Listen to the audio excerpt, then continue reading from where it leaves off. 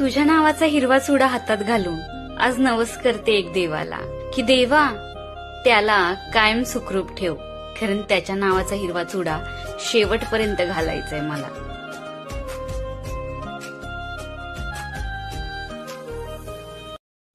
तुझ्या नावाचा हिरवा चुडा